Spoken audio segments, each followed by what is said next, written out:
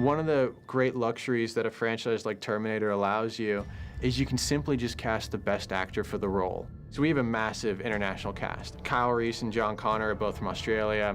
Sarah's from the UK. Dio's actually from Africa. J.K. Simmons will walk around saying he's the lone American in the movie. If one of those guys happened to be American, they still would have gotten the job, but it just wasn't who the best person for the role was.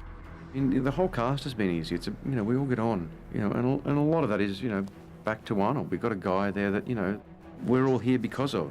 Terminator worked largely because of Jim Cameron and his story, but Arnold was just it was just brilliant casting. You can't do a Terminator without Arnold.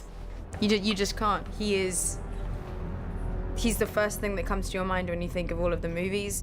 There's that poster of him with a gun, and to me, it's so iconic, and he became such an icon in the part. So, I think we're very lucky to have him as part of our story. The first time I met Arnold, we were doing a table read with most of the cast and all the producers, the big giant square table, and we're chatting and getting to know each other. Arnold came in and sat down.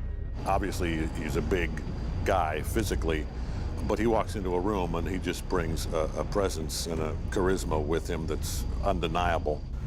Old, but not obsolete. It was pretty special for me at the table read when we were hearing the script out loud for the first time, and he said some very famous words.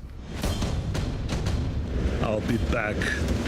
That was one of those moments where it was just like, shit, yep, there it is. There they are.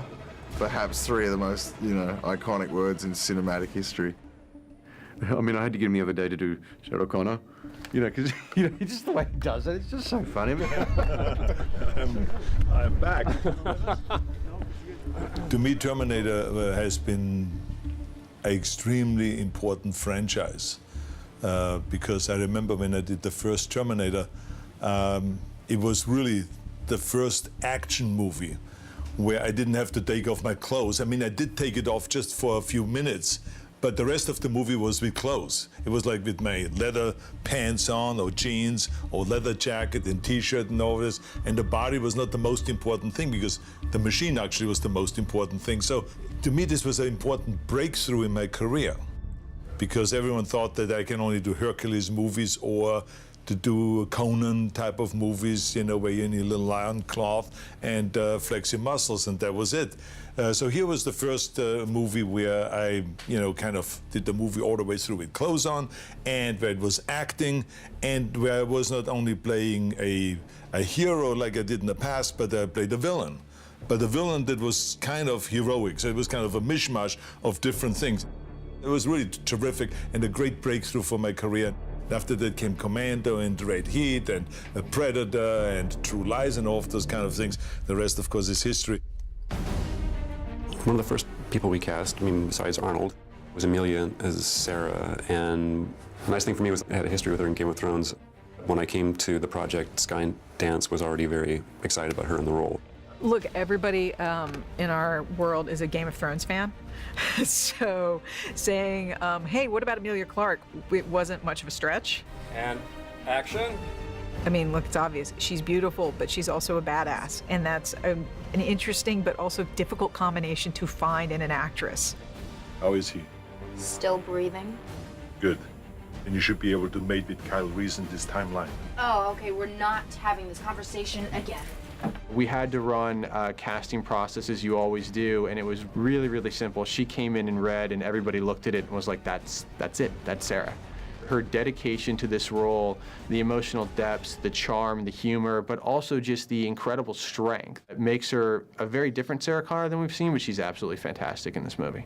My brother made me watch, made me watch Terminator far too young. I just kind of fell in love with it, and it was always something that I wasn't meant to watch, so there was this kind of excitement surrounding it. Like, you're not gonna say no to Sarah Connor. You know what I mean? You're just not. She's such an incredible icon for women everywhere, and just an opportunity to play such a fierce, strong warrior and put a new spin on it like we have was just incredible and incredibly exciting. I didn't know she's that famous when I first met her, but a lot of my Korean friends text me from Korea, please take some picture with her. So I didn't ask her yet, but today I finally asked her and she said, yeah. And then we set about trying to find Kyle Reese, and chemistry was a huge part of it. I think there was a temptation to go out and find a Michael Biehn and say, let's do that again. Because it was like Linda Hamilton, he so nailed what he had to do in the first movie. But after a while, as you work on the material, this is a different take on the character. We're exploring different things, and we then just set out to find the best guy for the role. I had the privilege of working with Jai a couple years ago on Jack Reacher, which is a movie we did with Tom Cruise, where he played a very different character. He played the villain of the film. This is insane. All of it. This is not the mission. Yeah, well, We really actually ran a completely open casting process. Jai came in, and we actually questioned a little bit, does he have the range to play such a drastically different character? And he came in and tested with Amelia, and I remember me and Dana and Alan, we all looked at ourselves and went, that's Kyle. Just, he was simply the best actor for the job. You die, all right? What? You die, that's what happens. I went back and watched the first two films, definitely, more of just for a reference point, but I didn't place an enormous amount of emphasis on trying to draw from the performance of Michael Biehn or anything like that. It was just, he's the character, that's great, let's enjoy the narrative. Sarah. It's just fun to kind of look back and think of what the mission was when we saw it once upon a time. And so, with shifting that, it's interesting to kind of just play a different side of it. The main reason I decided to do this movie was because my 12-year-old daughter is in love with Jai Courtney. And I said, okay, I'll go work with him. You can come to the set if you want. Jai did a little birthday video for her 13th birthday saying hi to her. So she will be, that's next week that I will get to play that for her. I will be Mr. Super Dad. Yeah, that'll be big. We fight for those that have died. We fight for those who will die tonight. John Connor, we knew, was going to be one of the hardest roles to cast because he has to be charismatic. He has to be a guy who people who have no hope look at, and he is their hope. Not literally, but figuratively, he is their Messiah. Jason Clarke plays our John Connor, and it's a character that's been deeply embedded in mythology from all the movies, but in our film, he has to make you fall in love with him in very short order, and then he has to scare the pants off you, and he was able to do both of those. And I'd just seen him in Planet of the Apes, but the film that made us all fall in love with him was probably Zero Dark 30, and we were very lucky to get him. Jason Clarke is just one of those brilliant actors who can play simply any range. We don't know what's going to happen next. There's a big reveal scene in the parking structure, and Arnold actually came up to me at the end of the day and was like, David, Jason's really good. And I was like, yes, I know he is. I do not have sufficient data to answer the question. That's the problem with machines, no imagination. I mean, Jason was just so powerful with his speeches, so lofty, so strong inside. He never felt kind of intimidated by the Terminator or anything else, no matter what the challenges were. So I just thought he was terrific. It's a very enigmatic but captured guy, a man who's a messiah and has a future to fulfill to save the world, but then he's trapped in that destiny and in that world that he's been born into, and then you still didn't really know that much about him, about how he truly felt about everything that was going underneath. And I think that was a big key point for the writers and for David in figuring out why they wanted to do this and what was going to be within the heart of it. And I think John lies at the heart of it, about the man and machine. I feel like I'm just making a movie with a bunch of friends because we got to work with Byung Lee on G.I. Joe. When you think about Robert Patrick's performance, there was just something, it was a walking nightmare constantly coming at you. And the specifics of his physicality and the way he moves, the way he attacks, it's literally a nightmare that's never stopping.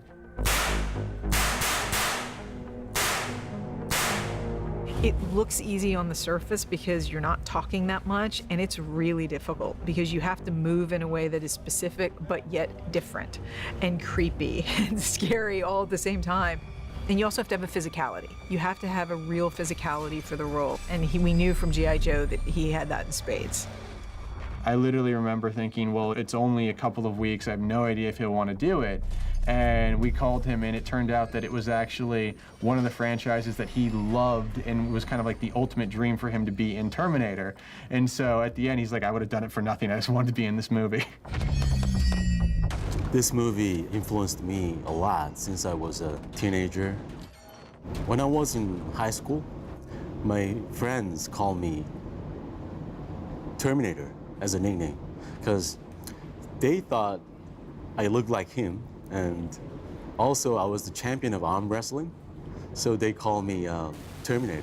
So it's kind of a coincidence to participate in this project, so it was really great. Primates evolve over millions of years. I evolve in seconds, and I am here. I'm a huge Doctor Who fan, and Matt, as an actor, had all the qualities that we were really looking for.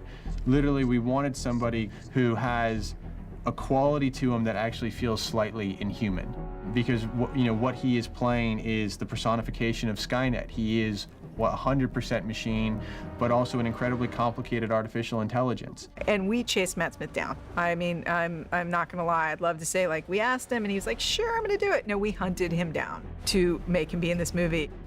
It actually took a lot of conversations, as he will actually tell you. It was his mother who eventually said, you're an idiot if you don't do this, that actually got him to say yes, after he had said no about 3 times, and despite impassioned emails, and I promise you, you'll be happy you did this. And action! I think one of the funniest days on this set was the day it was announced that Matt Smith was going to be in this movie, because he coincidentally was here doing hair and makeup, and it felt like the internet went crazy. And now, having spent some time with Matt Smith, I can understand why. One of the great draws for me, really, was A, to play someone that was villainous, because if I look at my career, that's been something that I've always wanted to do, and to get to do it in a franchise like this. I'm 31 now. Sort of growing up in the 80s, I think for anyone who's about my age, the first 2 movies were seminal films, really, and I think they were just really ahead of their time. Oh yeah, did you see it? Did you? Hey, look, I got some frame grabs from the overpass. See? JK I'd worked with a million years ago in Oz when he was a white supremacist, and he's just a joy. JK it's lucky and wonderful for us to be able to watch him win an Academy Award while we're finishing the movie, but it just confirms what we already knew. You remember me? I was younger, more hair, less. We like to feel that we spotted early what the rest of the world caught onto, which is the sort of stunning combination of the ability to be very light and comic, and also to have a lot of depth and understanding, and to have a kind of a performance. I mean, Whiplash is one of my favorite movies of last year. It's an incredible film. Goddamn time-traveling robots covering up their goddamn tracks. Knew it. I honestly, was not looking to do this kind of movie right now, but, there was an inquiry, and I said, let me see the script, and I read the script, and I thought, this is really great. And then I saw, all the people that were involved, and Arnold was back, and the way they deal with Arnold being however much older he is than he was in the first one, and the new actors that they've brought in, and the script, it was just a slam dunk, so I jumped on board. I know what's going on here has to be really, really complicated. We're here to stop the end of the world. I can work with that. Some of the best lines are lines that JK wrote on set himself. I mean, let's be honest. Some of the best stuff, the door line. Yeah. That's the new breacher. Big blast, no shrapnel. Blows the door clean off. For people who can't do that themselves. JK got the character. He understood how much fun the character could be, what the role was, why he was there, how important he was in the story. He immediately understood that both the weight and the lightness that the character could provide, and lent into it in the best way. We were so lucky. Yeah. No, we were thrilled to have him in the movie. Actors have egos. We all do, you know. But this team, everybody's here wanting to make the best movie they can and contribute to it. And Arnold is, you know, the most gregarious, fun guy to just hang out with on the set, you know. And then they call action, and boom, he's the guardian, and he knocks it out of the park. And then you know, hang out and have a good time. And it's been a very relaxed, fun atmosphere.